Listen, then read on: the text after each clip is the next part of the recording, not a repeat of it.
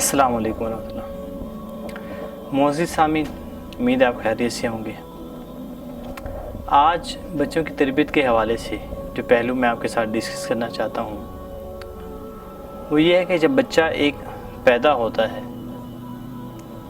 تو اس کے گرد ایک سرکل بن جاتا ہے۔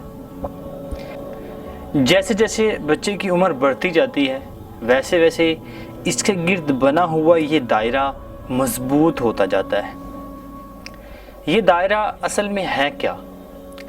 یہ دائرہ اس بچے کی سوچ، اس بچے کی فکر، اس بچے کے جذبات، اس بچے کے احساسات، یہ سب کچھ وہ دائرہ ہے۔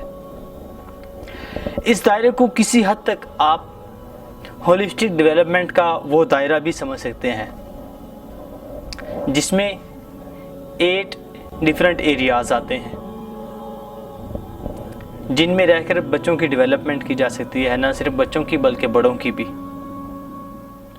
اور آپ حیران ہوں گے اس بات سے کہ اس دنیا میں اولاد کے ساتھ والدین کا ایک واحد ایسا رشتہ ہے جو ان 8 کے 8 سپاٹ سے اس دائرے کے اندر داخل ہو سکتی ہے۔ یہ صرف ایک والدین کا رشتہ ایسا ہے جو ان 8 کے 8 مقامات سے بچے کے اندر داخل ہو سکتے ہیں۔ اس کے علاوہ کوئی ایسا شخص نہیں ہے جو ان 8 کے 8 مقامات سے بچوں کے اندر داخل ہو سکے۔ اور اس کے اندر، اس دائرے کے اندر داخل ہونے کا مطلب کیا ہے؟ وہ مطلب بچے کی تربیت ہے۔ اس دائرے میں داخل ہوئے بغیر آپ بچے کی تربیت کا سوچ بھی نہیں سکتے۔ اور جیسے جیسے بچے کی عمر بڑھتی جاتی ہے ویسے ویسے بچے کا یہ جو دائرہ ہے وہ بھی بڑھتا جاتا ہے اور مضبوط ہوتا جاتا ہے۔ اس کو آپ انڈرسٹینڈ کر سکتے ہیں کہ یہ شیشے سے لوہے تک کا سفر ہے کہ شروع میں یہ بچے کا جو دائرہ ہوتا ہے یہ نازک ہوتا ہے، باریک ہوتا ہے، ہلکا ہوتا ہے ہر لحاظ سے۔ اس لحاظ سے بھی کہ آپ اس دائرے کو توڑ دیں، بچے کے جذبات کو مجروح کر دیں، اور اس لحاظ سے بھی کہ بچے کی یہ جو ایج ہے، ارلی ایجز جو ہیں، جو بچے ٹین ایج میں ہیں، اس ایج میں کوئی بھی شخص اور والدین خاص طور پہ اس دائرے کے اندر داخل ہو سکتے ہیں۔ لیکن جیسے جیسے بچے کی یہ عمر بڑھتی جائے گی ویسے ویسے اس کا یہ دائرہ مضبوط ہوتا جائے گا، اس کا یہ دائرہ بڑھتا جائے گا، اور اس ٹائم پہ یعنی کہ آپ یہ سمجھیں کہ بچے کے لڑک پن میں، بچے کی ینگ ایج میں اس دائرے میں داخل ہونا قدرے مشکل کام ہوگا۔ اور یہ لمحہ فکریہ ہے ایسے والدین کے لیے جو ارلی ایجز میں بھی بچے کے اس دائرے میں داخل نہیں ہو پاتے۔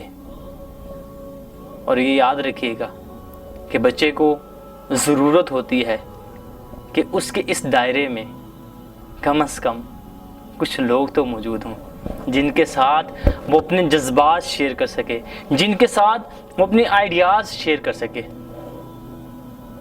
تو یہ لمحہ فکریہ ہے ایسے والدین کے لیے کہ اگر وہ بھی ارلی ایجز میں بچے کے اس دائرے میں داخل نہ ہو سکے تو کل بچے کو اپنی اس ضرورت کو پورا کرنے کے لیے کوئی ایسا شخص اس دائرے میں داخل ہوگا جس شخص کو آپ نہیں چاہتے کہ وہ شخص اس دائرے میں داخل ہو۔ لیکن اس وقت والدین کے پاس افسوس کے سوا کچھ نہیں ہوگا۔ پھر وہی کنڈیشن آئے گی جو آپ ہمارے ماحول میں دیکھتے ہیں کہ والدین کو اپنے بچوں سے اپنی بات منوانے کے لیے کسی دوسرے کا سہارا لینا پڑتا ہے۔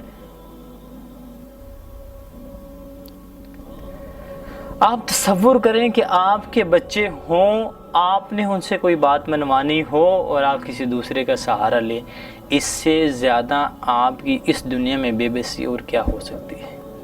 یہ وہی آپ کے بچے ہیں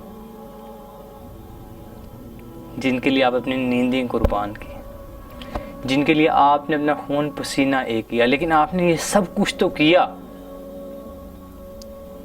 لیکن اگر آپ نے نہیں کیا تو آپ نے ان بچوں کی تربیت کے لیے کچھ نہیں کیا۔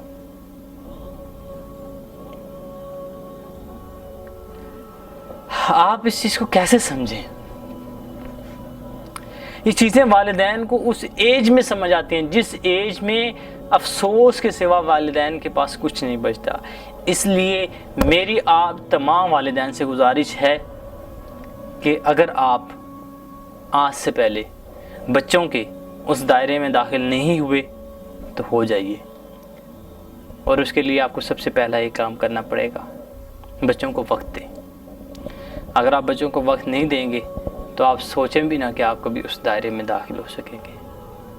اور کوئی ایک ایسا داخل ہو جائے گا جو بچوں کو وقت بھی دے گا، بچوں کو اپنے دو کان بھی دے گا، لیکن اس کو آپ چاہتے نہیں کہ وہ داخل ہو۔ اس لیے اپنے بچوں کو وقت دیں، اپنے بچوں کا خیال رکھیں۔ تربیت کا ایک حصہ آپ کے پاس ہے، اپنے حصے کی اس ذمہ داری کو پورا کیجیے۔ تربیت کا ایک حصہ اللہ کے سپرد ہے، اس کے لیے بچوں سے اللہ سے دعا کریں بچوں کے لیے کہ اللہ تعالیٰ بھی ان بچوں کو نیک بنائے۔ لیکن اگر آپ نے اپنے حصے کا کام کر دیا اور خدا نہ خواستہ اگر پھر بھی آپ کے بچے نہ سمجھے تو آپ اللہ کے ہاں سرخرو ہیں۔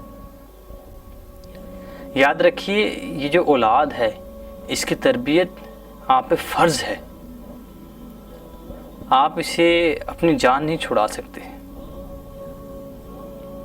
اس لیے میں امید کرتا ہوں کہ آپ ان چند ایک گزارشات پہ ضرور غور کریں گے اور کوشش کریں گے کہ آپ بچوں کے اس دائرے میں داخل ہو سکیں۔